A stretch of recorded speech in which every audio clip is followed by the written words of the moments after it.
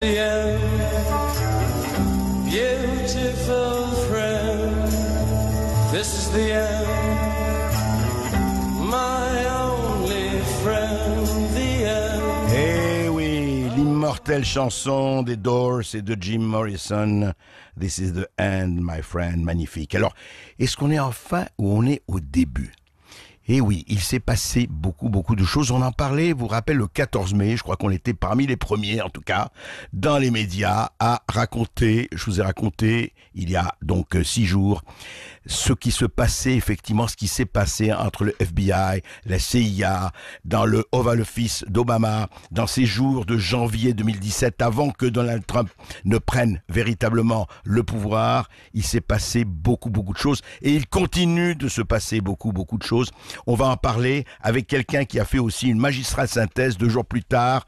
C'est Charles Gave, qui est financier, qui est écrivain, qui est essayiste et qui préside l'Institut, le think tank, l'Institut des libertés. Et Charles Gave, vous avez carrément parlé de tentative de coup d'État.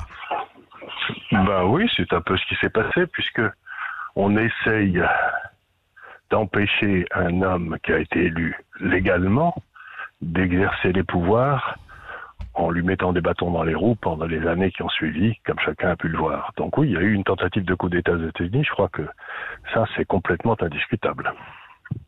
Alors, il faut raconter peut-être l'histoire, parce que on a quelques minutes, mais on a un peu plus que ça, pour raconter, en fait, qu'est-ce qui s'est passé. Il s'est passé que, si j'ai bien compris, en résumant, en essayant de synthétiser la chose, au Parti démocrate et à la Maison-Blanche, en fait, on n'a pas supporté, avec Hillary Clinton, qui, je le rappelle, était la rivale de Donald Trump dans les élections présidentielles de 2016, novembre 2016, on n'a pas supporté qu'un Trump arrive au pouvoir et qu'il amène un général Flynn, il faut en parler, on va en parler très vite, comme conseiller à la sécurité nationale, et que ces gens-là arrivent au pouvoir, c'était insupportable, et il fallait tout faire pour les renverser, ou en tout cas pour les destituer, ou pour les empêcher de parler. C'est bien ça, Charles Gave. C'est exactement ça. C'est-à-dire que je crois que la majorité démocrate qui avait été au pouvoir pendant 8 ans avait commis un certain nombre de crimes qui vont maintenant apparaître les uns après les autres.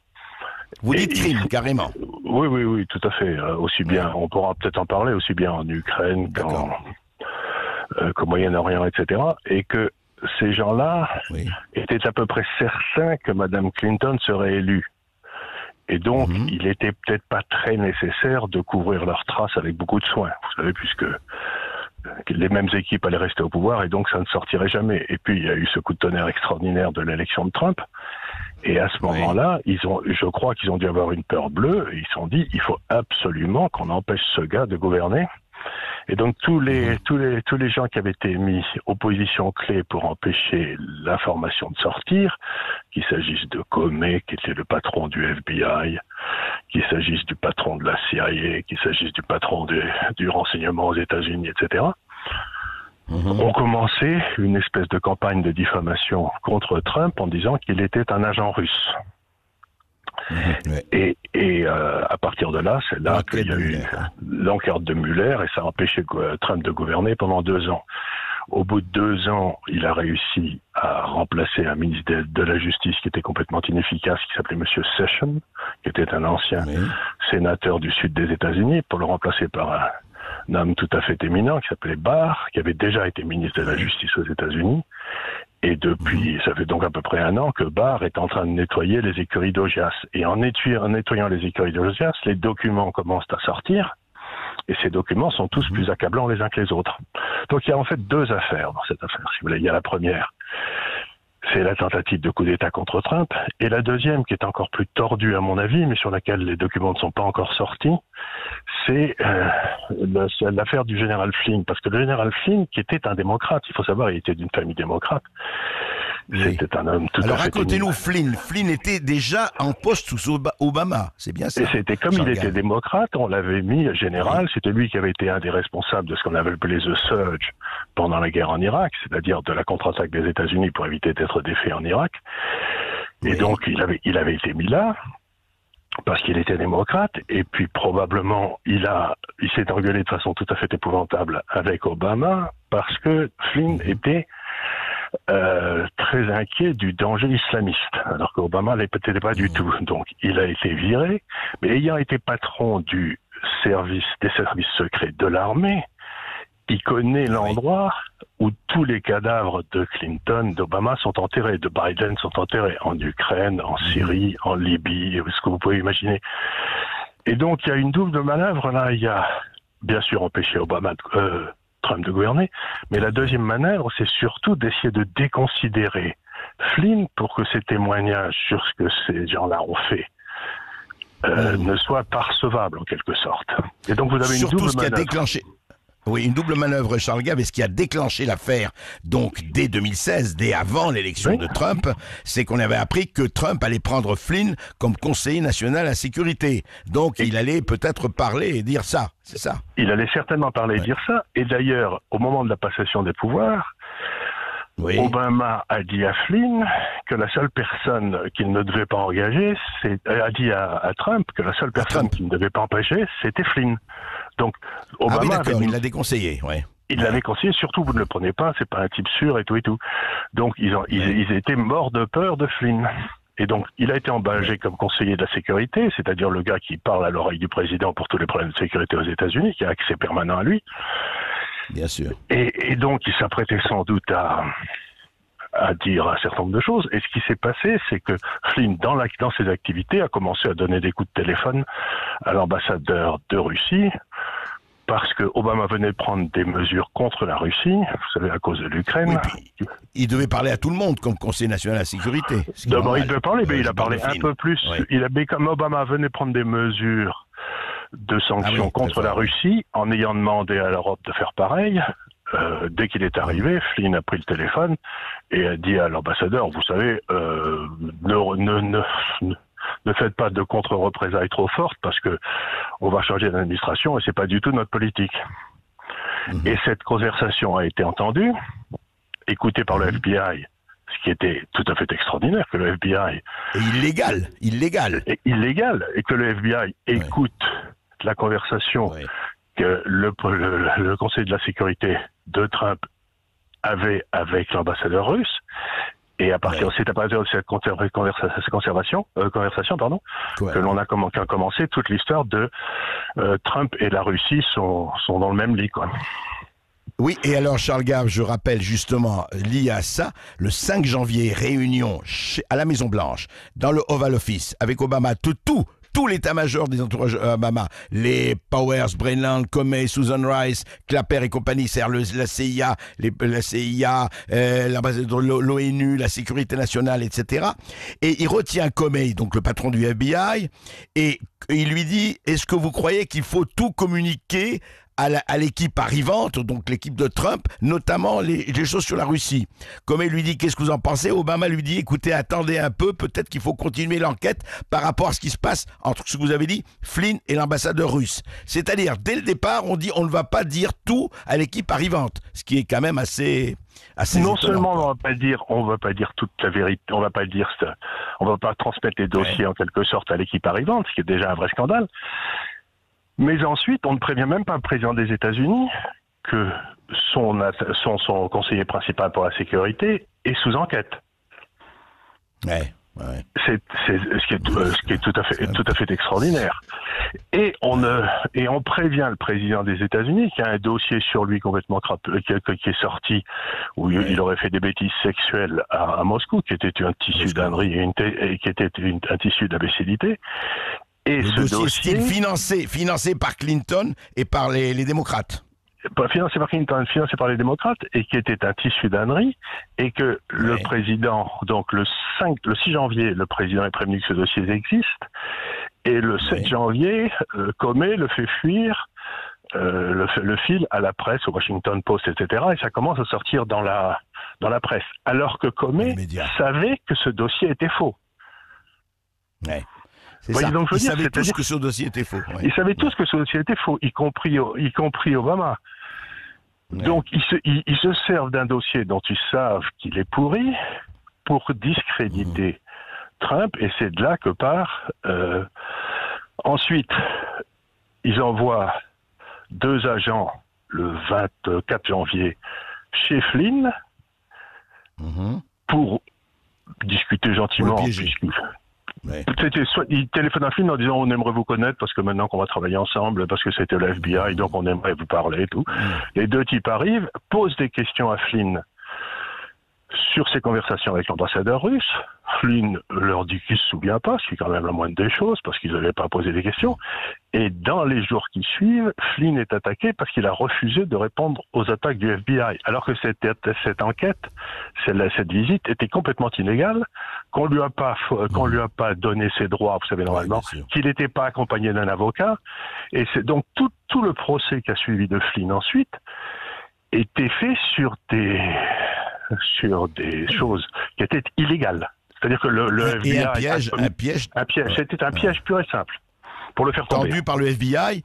Et ensuite, donc, Charles Gave, il y a effectivement cette enquête de Mueller, l'ancien patron du FBI, ancien patron avant James Comey, qui a duré 2 ans et demi et qui conclut à rien. Pas l'ombre du commencement d'une preuve. C'est quand même. Et il le savait au bout de 3 mois, mais ils ont essayé de tenir le plus longtemps possible avec l'enquête de Mueller pour que Trump perde les élections au Congrès en novembre dernier. C'est-à-dire qu'ils ont fait peser cette espèce de menace. Vous savez, regardez, donc il y a toute une série de braves gens qui ne pouvaient pas voter pour Trump parce que c'était un agent russe. Et donc tout ça, si vous voulez, ça a été un vrai complot. Et dans ce complot, vous trouvez non seulement l'administration Obama, mais aussi toute une série du personnel politique américain, dont un homme qui s'appelle Schiff, qui est un des éminents représentants du Parti démocrate, Adam Schiff, à la Chambre des représentants. Vous trouvez à peu près tout le... Tout le gratin démocrate. Donc, il s'agissait d'une tentative de garder le pouvoir par des gens, et c'est ce qu'on appelle quelque part, vous savez, l'état profond.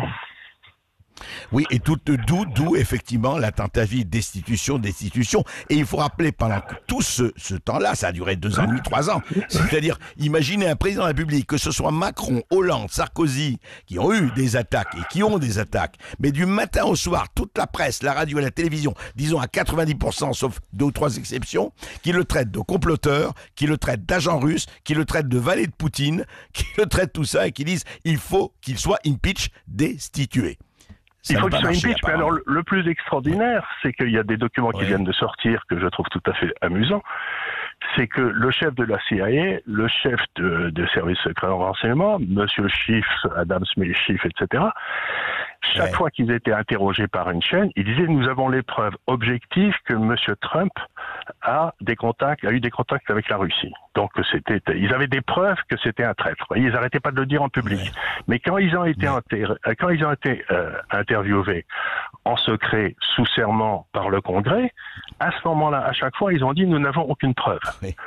Donc les gars disaient au public on a toutes les preuves, et puis parce que quand vous mentez sous serment devant le Congrès aux États-Unis, c'est la prison à vie. Hein.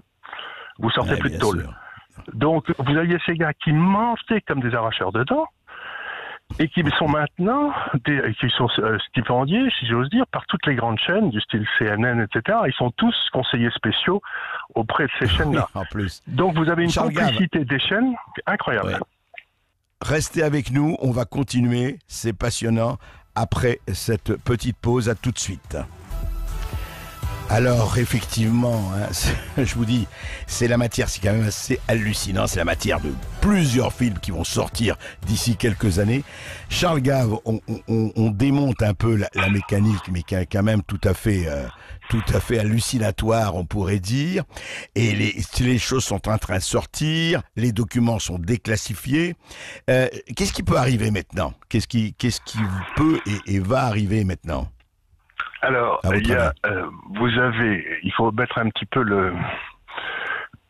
planter un peu le décor. Vous avez le ministre de la Justice, Monsieur Barr, qui a pris un procureur tout à fait respecté aux États-Unis, qui s'appelle Monsieur Durham, qui est chargé de mener l'enquête. Parce que Barr étant un nommé politique, en quelque sorte, il voulait pas qu'on dise que c'était qu'il cherchait à détruire. Donc c'est Monsieur Durham. Ce Monsieur Durham travaille sur le dossier depuis un certain nombre de mois, ça fait à peu près 1 an, et à ce dossier, aussi curieux que ça paraisse, vous trouvez beaucoup de services secrets étrangers mêlés, c'est-à-dire qu'il y a les services secrets anglais qui ont l'air d'être dans le complot jusqu'au cou, australiens également, italiens, ça apparaît aussi plausible. Donc ça a été vraiment une espèce de conjuration des services secrets menée par la CIA pour faire tomber M. Trump. Alors, et le FBI à l'intérieur. Et le FBI à l'intérieur, qui lui était le service de politique intérieure. Donc maintenant, qu'est-ce qui peut se passer? Logiquement, s'il y a eu crime, et je crois qu'il y a de plus en plus évidence qu'il y a eu crime, il y a un certain nombre de personnes qui vont se retrouver devant les tribunaux et qui vont aller en tôle. Et la question essentielle, c'est est-ce que Obama et Biden, le président et le vice-président, qui sont tous les deux mouillés jusqu'au cou, surtout Biden d'ailleurs, qui a demandé d'avoir des écoutes sur le général Flynn, ce qui est très étonnant. Qu'est-ce qu'il en avait à foutre? Mais il s'intéressait beaucoup à l'Ukraine, M. Biden. On va en parler. Je vous réserve un petit cadeau, Charles Gave, mais allez-y. Oui. Et donc, si ces gens-là, le problème, c'est que traîner devant les tribunaux un ex-président des États-Unis ou un ex-vice-président, ça s'est déjà passé pour le vice-président avec Nixon, dont le vice-président avait été en tôle pour corruption avant l'affaire du Watergate. Mais ça sera un énorme scandale avec toutes les répercussions politiques, parce qu'on va dire que c'est du racisme, vous savez, parce qu'Obama était noir ou j'en sais rien. Donc, j'imagine qu'il y a un certain nombre de gens qui vont dire, bon, écoutez, on sait qu'ils sont coupables, mais passons l'éponge. Passons l'éponge, mais Charles Gave. Sur ces deux-là, mais sur les autres, je pense pas. Allez-y. Oui. Sur les autres, sur les anciens du FBI, de la CIA, de la justice, ceux-là, ils risquent de tomber. Ils risquent de tomber. Mais alors le problème, c'est que s'ils tombent en disant que c'est Obama qui leur a donné l'ordre pour essayer de sauver leur peau, alors à ce moment-là, ça sera difficile d'exonérer Obama. Il faut qu'il tombe en se taisant. Vous savez, aux États-Unis, vous avez ce qu'on appelle le plea bargain, c'est-à-dire que le juge d'instruction vient vous voir et vous dit, écoutez, si vous dénoncez le gars au-dessus de vous, à la place de faire 30 ans de tôle, vous en faites 3 ans. Oui, c'est ça. Et donc, certains l'utiliseront. Mais justement, Charles Gave, je vous ai réservé, comme je l'ai dit, pour la bonne bouche. On parle de Joe Biden, vous avez parlé de Joe Biden, alors vice-président, qui a ordonné les écoutes du général Flynn. Joe Biden, qui est actuellement, il faut le rappeler, le candidat démocrate à la présidence des États-Unis, puisque les élections auront lieu en novembre. Eh bien, on a déclassifié, on a le coup de téléphone que Joe Biden avait donné à Petro Poroshenko, le président de l'Ukraine. Je rappelle que le fils de Joe Biden, Hunter Biden, avait été accusé d'avoir un poste dans une grande firme pétrolière ukrainienne à $50,000 par mois, je ne parle pas de la Chine, et que ça avait fait quand même déjà un gros scandale. Eh bien, Biden avait demandé l'éviction, lui Biden aux États-Unis, vice-président, l'éviction du procureur général qui enquêtait sur l'histoire de Biden. Et voici, très rapidement, voici un extrait qu'on traduira de la conversation de Joe Biden, ancien vice-président, actuel candidat démocrate à la présidence des États-Unis, avec l'ancien président ukrainien, Petro Poroshenko. Écoutez. Hey, Mr. President, Joe Biden, how are you? Very well indeed. As usual when I hear your voice. Thank you. Well, you are doing very well. Congratulations on getting the new prosecutor general. I know there's a lot more that has to be done, but I really think that's good. And I understand you're working with the Rod in the coming days on a number of additional laws to secure the IMF. But congratulations on installing the new prosecutor general. It's going to be critical for him to work quickly to repair the damage Shokin did. And I'm a man of my word. And that now that the new prosecutor general is in place, we're ready to move forward in signing that new $1 billion loan guarantee. Voilà. Et ça, c'est pas fabuleux. Ça vaut pas tous les témoignages. Voilà ce qu'il lui dit. Merci, Monsieur le Président, d'avoir viré Shokin. Shokin, c'était le procureur général ukrainien qui enquêtait sur son fils Hunter Biden. Voilà, vous avez mis un nouveau procureur général, bravo. Eh bien, maintenant, je suis un homme de parole et vous allez recevoir le $1 milliard que les États-Unis vous ont promis de près, mais attention, milliards de dollars, c'est pas de la poche de Biden, hein, c'est le contribuable américain. Eh bien, écoutez, maintenant que vous avez changé de procureur général, et maintenant que vous êtes débarrassé de ce crétin, de ce salaud qui osait enquêter sur mon fils, eh bien, le milliard de dollars, vous allez l'avoir. Charles Gave, ça s'appelle quoi, ça? Dites-moi. Ça s'appelle de la corruption. Et en principe, si vous voulez, dans des temps anciens, les rois de France vous envoyaient dans un fort où vous maintenez très longtemps. Et dans des temps encore plus anciens, où vous exécutez place de grève, quoi. Donc, il n'y a pas de crime plus horrible que celui de la corruption et de la concussion, parce que c'est de la concussion. Monsieur Biden cherchait à s'enrichir. Oui. Mais dites-moi, il peut rester comme ça, candidat à la présidence, quelque chose comme ça. Je crois que la manœuvre des démocrates, si j'ai bien compris, ce ne sont que des supputations, bien sûr, c'était de mettre Biden, qui en plus est en train de devenir gâteux, il a la maladie d'Alzheimer, donc, et puis de dire, quelque part en août, au moment de où la convention démocrate s'est réunie, que ben non, il peut pas pour des raisons de santé, et on aurait sorti Michelle Obama du tiroir en disant regardez, on va mettre Obama, comme ça on va se retrouver dans les années Obama, ce qui était quand même beaucoup mieux. Mais il est évident que si Obama va en tôle, ou s'il risque d'aller en tôle, la manœuvre risque d'être un peu difficile à exécuter, quoi, parce qu'elle pourra pas dire vous voyez ce que je veux dire. Donc, il y avait une manœuvre pour mettre une espèce d'homme de paille et pour que dans le fond le candidat désigné par le Parti démocrate le soit par les autorités du Parti démocrate, c'est ça. Qui sont toutes ces équipes de Clinton, quoi. On appelle ça aux États-Unis la machine Clinton. Ouais, d'accord.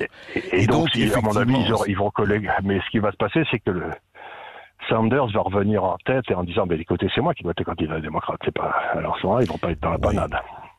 On va suivre tout cela. Merci Charles Gave, merci. Ce n'est que le premier épisode, en tout cas l'un des premiers épisodes. Mais vous voyez, c'est que l'Amérique ne nous donne ça jamais quand il s'agit de faire de la grande politique fiction. Ils sont quand même pas mal. Hollywood n'a qu'à bien se tenir chez eux.